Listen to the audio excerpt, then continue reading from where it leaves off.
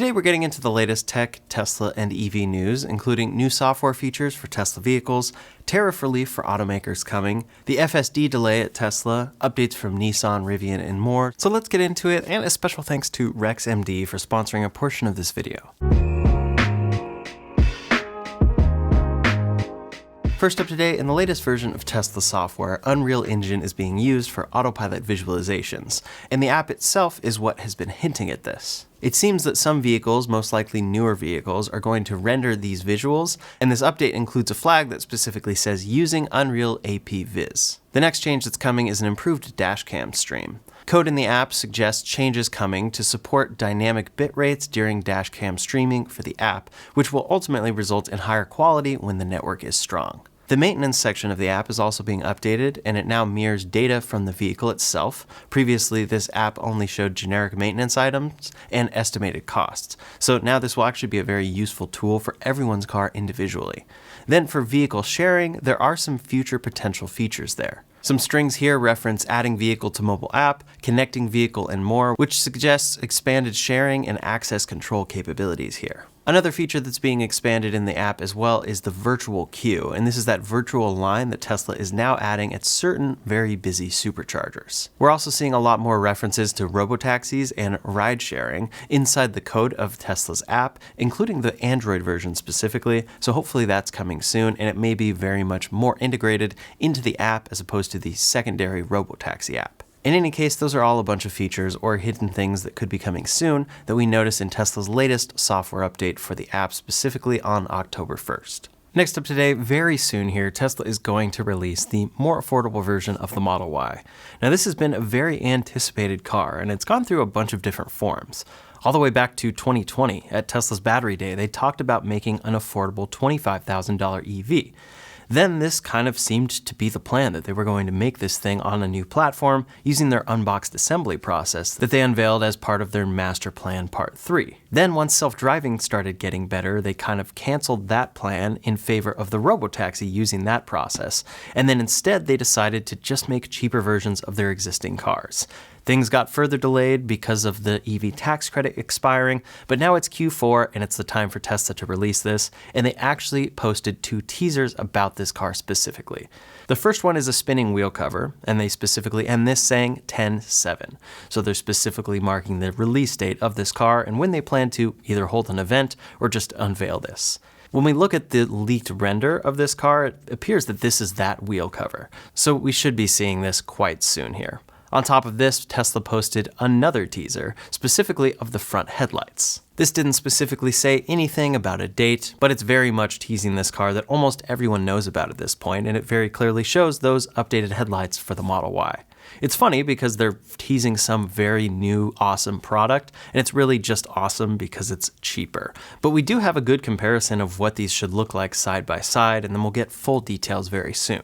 Up front, comparing these side by side, we can see it's a much different bumper, and it looks much like the non-performance Model 3. That lower grille vent goes all the way across instead of lining up with the start of the headlights, so that's a lot different, and there's no front light bar that attaches those headlights. As a result, the front bumper is quite a bit different there as well. There are no lower headlights or aero vents there, and then the hood appears to basically be the same shape.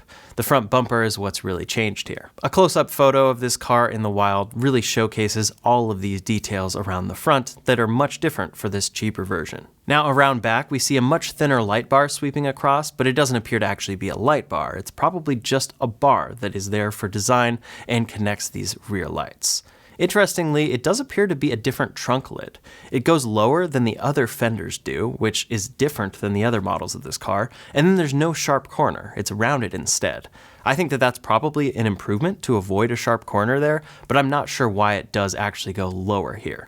Either way, this piece did have to change because of the different light bar, so they decided to change this part as well. The thing I'm most curious to see from here is what does the final interior of this car look like? What all have they removed? What all have they retained? And then what will the price be? Many are expecting it to come in at about $40,000, which might not justify all of the downgrades that it's getting, but we'll have to see once it's officially released, and I'll be sure to keep you posted. Look out for a video just after Tesla announces this new car on the 7th.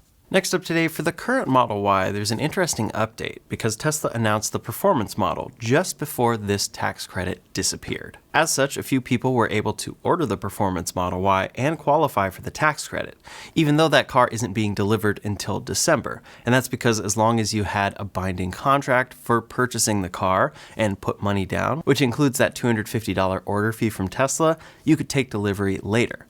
But there's a new update here, which is that if you ordered any Tesla vehicle trim, any Model Y trim, you can now change it to a performance model if you prefer. This is one of those things that would have been nice if Tesla actually mentioned earlier, and may have actually led to a few more sales at the time, as people were anticipating and waiting for the performance model.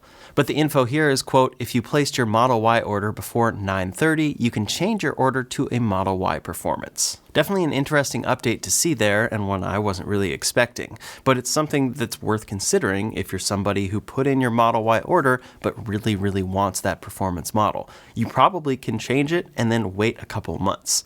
However, they have mentioned that the tax credit isn't entirely guaranteed. There could be some sort of change there that makes it so you can no longer receive it. But for right now, we haven't really seen much indication of that, so it seems like you could be good to get this car in December when it releases and qualify for the tax credit, basically getting it for cheaper than anyone else can. Next up today, I'd like to thank today's sponsor, RexMD. Millions of men deal with ED every year, but it's a taboo topic that almost nobody talks about. ED meds also are not one size fits all, so RexMD has you covered with options without ever having to set foot in a doctor's office. They're a telehealth service that helps men get real FDA-approved ED medications straight to their door, among other things. Here's how it works. You share your symptoms, health history, and goals through a short quiz. A U.S. licensed provider will review your info and prescribe a medication if appropriate, and that's it. The RexMD team is there via message for ongoing care.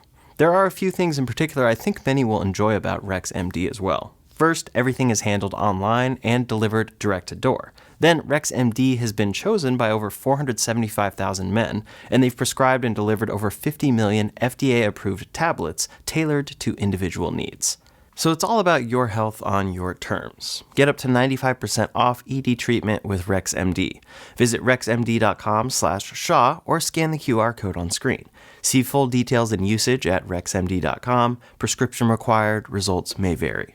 Next up, one of the biggest things impacting EVs and Tesla vehicles going forward is tariffs. Of course, the removal of the EV tax credit is a big thing, but another thing that has affected things is tariffs. Because with the tax credit, that had certain battery requirements, but that is gone, so a lot of people were expecting, well, now we can see these cheaper batteries from places like China and such, but that hasn't been the case because of tariffs.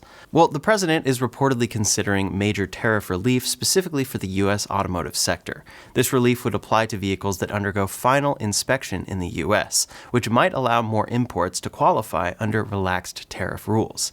A U.S. senator has indicated that this proposal is under discussion among key administration and legislative figures. So this potential change could alter the landscape for automakers as a whole, with international parts sourcing or assembly out of the U.S. still allowed. Basically, it just eases a lot of import constraints that we see right now. Of course, there's no confirmed decision here yet, and it remains a proposal under active consideration, but I'm very curious to see what could happen here. Of course, a lot of automakers would be happy about this because they can continue assembling certain cars in other countries. But for Tesla specifically, we know that they would continue assembling their cars in the US the same way they have been this whole time. All vehicles that they sell here are made here. But the standard range versions of their cars in the past used Chinese LFP battery packs. And this was actually a very cool product because LFP battery packs are great for standard range cars. They help it to come down at a cheaper price. They're LFP packs, so they're standard range, but then they can be charged up to 100% every day. So you actually effectively get a lot more range out of that than you normally would. But these cars disappeared because of the tariffs and the tax credit. So I'm curious to see if tariffs eased here, will we then see Tesla once again source CATL LFP battery packs from China for standard range vehicles in the US, like this more affordable Model Y that we're expecting quite soon. Of course, long term, we do want these batteries to be made in the United States, and Tesla and other companies are working on scaling up battery factories here specifically. Long term, that should hopefully always add up to a lower cost, as opposed to sourcing from overseas, but battery production takes time and LFP is a new chemistry as a whole. Either way, I'll be sure to keep you posted there because I'm very interested to see how this could specifically impact more affordable EVs with LFP battery packs. Next up today, while we're waiting on new products from Tesla, of course the big thing for them is the robotaxi and full self-driving. For the robotaxi specifically, Tesla is hiring rapid response field operators in Austin, Texas to support the expansion of their autonomous ride-hailing service. But this move also suggests that Tesla is planning to phase out the current in-vehicle safety monitors who currently ride in the front seat to intervene or assist if needed. The key duties they mention for this new job include responding to on-road incidents with Tesla's autonomous vehicles, assisting riders until emergency services arrive, performing minor roadside repairs and troubleshooting when remote recovery fails, coordinating with law enforcement and first responders, and logging observations and actions via Tesla's internal tools and returning vehicles to operational status. So this would be that big future shift that is a shift from having safety monitors on board to relying on remote or field support that only shows up when actually needed. The hope there is that it's almost never needed, but of course at first it might be needed a bit more. It's interesting to see Tesla already moving in this direction, and most likely we'll see both of these jobs grow in the interim. We'll probably continue to see Tesla hiring more driver safety monitors and building up this team of essentially backup safety monitors that show up only when needed. But it is a good indication of what this could look like in the near future here, and I'm very curious to see that expansion. Now, a lot of this expansion has to do with the next version of full self-driving, version 14, and this has already been a little bit delayed. Elon Musk said last-minute bug cropped up with V14, release is pushed to Monday, but that gives us time to add a few more features. Of course, we're expecting this to be a wider release than just employees or something like that, but it's going to take time for all people to be able to get version 14 in their latest Tesla vehicles. One thing that could be changing here, though, is the way the visualizations work. It seems like gold is going to be the color that kind of represents the robotaxi as a whole. The Kilowatts was using the robotaxi up in the Bay Area and noticed that a gold line is now used instead of a blue one for FSD, which definitely puts it in line with the dedicated robotaxi in that gold color. They see gold as kind of the robotaxi's version of a taxi's yellow. On top of that, there's also glow in the visualization here, and hopefully this is something that we'll see in V14 as a whole once customers start receiving this. Now for the Tesla Bot, which is kind of the longer term vision of all of this technology, Tesla posted about their annual shareholder meeting, and the whole thing uses the Tesla Bot. The Tesla Bot is talking the whole time, or at least they make it seem like it is, and they show multiple different bots in different colors, showing different features in different areas. We can see it here doing a few different things, and overall it's mainly doing some quite easy things, but there are also multiple different scenes shot inside the Tesla diner specifically. The Tesla Bot presenting this video kind of makes a lot of sense because this is about that annual shareholder meeting where they're going to vote on proposals for things like the Tesla Bot, or vote on decisions that are really impacted by what you think about Tesla's future, and the Tesla Bot is a big part of that. At the same time here, Elon Musk posted a video of the Tesla Bot doing Kung Fu, and it's pretty crazy to watch. This is probably one of the best videos that I've seen of a humanoid robot in action. Of course, Boston Dynamics has done amazing things for years, but according to Elon Musk, this is actually using AI to do this Kung Fu. It's not remote operated, and apparently it's not predetermined, but we don't know for sure. Regardless, it's very impressive, and at the same time, a little bit scary, and one of those things you wonder, why are we teaching it Kung Fu? Not really sure, but we'll see where this goes in the future. Next up today, a very big part of Tesla as a whole is Tesla Energy. That's where they make the Tesla Powerwall, the MagBak for grid level support, and Tesla Solar as well. But of course, the tax credit that went away for EVs also went away for solar. So Tesla has launched a new solar and Powerwall lease program in the US to help reduce the barrier of high upfront costs with solar.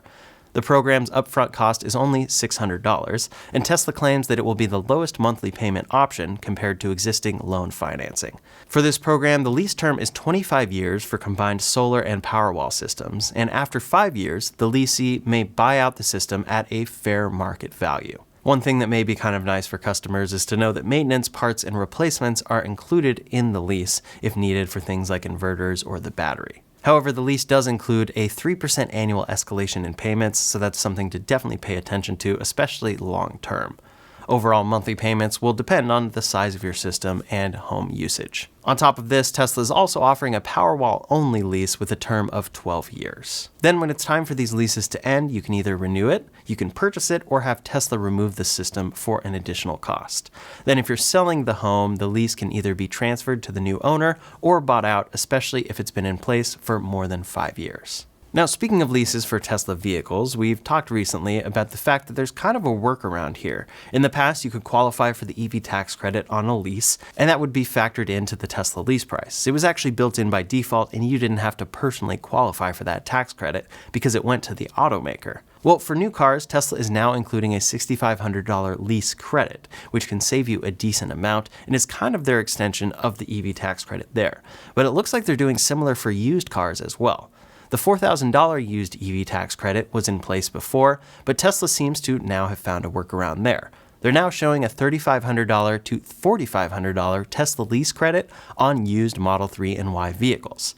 So an example of this is a Model 3 for $197 a month. And you can see that the numbers include a $3,500 credit on a 12-month lease or a $4,500 credit on a 24-month lease. So it seems that Tesla is kind of quietly subsidizing these used EVs in their inventory to keep prices moving. This is a behavior I think we're going to see a ton of from tons of different automakers as people transition from having this tax credit available to having it completely gone. But we should see some new, cheaper EVs come to be, like this new one from Tesla. Next up today, over at Nissan, they're recalling 19,077 Leaf units from 2021 to 2022 model years. The issue here is an unfortunate one, and it's due to a battery safety issue.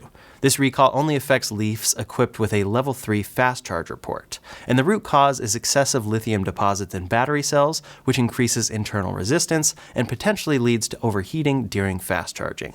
Nissan will issue a software update free of charge to mitigate the issue, but until the update is applied, owners are urged not to use level 3 charging. That's a very, very unfortunate thing to not be able to do in your EV. We'll see how this fix goes, how hard it is to get this software update, and then how much of this update will actually affect charging speeds or battery performance. Does this end up kind of throttling things to prevent this issue, or does it actually fix the root cause so you can charge just as fast? Over at Stellantis, which is the parent company of Jeep, Dodge, and Chrysler, they've confirmed that they're extending the $7,500 federal EV tax credit to its EVs and PHEV models, even after the official expiration date. This extension applies to vehicles currently in dealer inventory, whether purchased or leased. So eligible models include the Jeep Wagoneer EV, the Dodge Charger Daytona EV, and then Jeep and Chrysler PHEVs. This move basically is a similar strategy to what we've seen from Ford, GM, and Hyundai, where they bought out vehicles to get that tax credit and then they're selling those to customers. Over at Rivian, they reported their Q3 results with 13,201 vehicles delivered, which surpassed many analysts' estimates and marked a more than 30% year-over-year increase. So a very good thing, especially considering they didn't have new cars yet. Production in Q3 was 10,720 vehicles at their Normal, Illinois plant, so deliveries outpaced production by about 2,500 units, which helped Rivian reduce their overall inventory. Interestingly, and likely because of things transitioning to this R2, Rivian actually lowered their full year 2025 delivery guidance. Their new forecast here is 41,500 to 43,500 vehicles delivered for the full year. Previously, they had indicated 40 to 46,000, so the midpoint is now 500 vehicles lower in this range. They specifically cite risks such as the expiration of the EV federal tax credit and rising costs as reasons for the more cautious outlook going forward. They've scheduled their full Q3 financial results and earnings call for November 4th after market close. I'm very curious to see what happens to Rivian as a whole here, and then when we can see this rollout of the R2. We know they're testing this vehicle out with hundreds of different prototypes, so I'm very excited to see that car launch. That's all the latest tech, Tesla, and EV news today. So in the meantime, if you want to see a video breaking down Tesla and EV safety as a whole, you can check out that video linked up here or in the description below. Thanks so much for watching, and I'll see you on the next one.